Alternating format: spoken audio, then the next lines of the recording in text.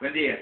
Sí, en la mañana de hoy, domingo 26 de enero del 2014, Ajá, domingo, sí. compartiendo estos mates, escuchando Radio Tropic Taxi Music, musicalizando la gente de Junín.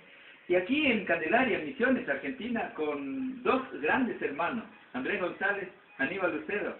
¿Qué tal? Buen día. Bienvenido a casa. Muchas gracias por la invitación. Muchas gracias por habernos brindado su casa. A usted, su señora, su hija. A la señora Emi. A la señora Emi, exactamente. No, que se preparó unas costeletas Espectaculares. tremendo. Y bueno, gracias por la hospitalidad de ustedes y gracias a Misiones. Y un saludo a toda la gente, amigos y conocidos del país. Y saludos para todos. Se enteran ahora que estamos en Misiones. En Misiones, en Candelaria. En Aníbal. Candelaria.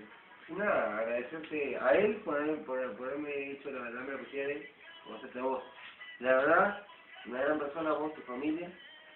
Es más, verlo a Tierra Colorada a mí como que me encanta. Yo soy hijo de Paraguay, así que imagínense. Nada, muchas gracias por tu hospitalidad, por tu buena onda, por ver un corazón tan grande.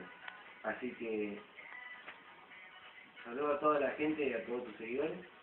A la gente que quizás no te sigue, pero que te está viendo ahora y te conoce. Le mandamos saludos también a los grupos, a la banda.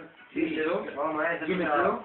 Para que sepan que estamos acá en Misiones, de la mano de Juan Ramón Fariña, difundiendo y produciendo la música de ellos.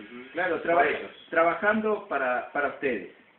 Y eso es muy importante. Tal vez esto a muchos le parecerá que no es importante. Pero para nosotros que estamos trabajando en la difusión, en el aporte, en brindarle las herramientas de difusión a los grupos, para nosotros es sumamente importante. Por eso, Andrés González, Aníbal Lucedo, en nombre de Guaranita Barandú, que es el proyecto que estamos llevando adelante, yo les abro mi casa, les abro mi corazón, le brindo todo y sean bienvenidos siempre.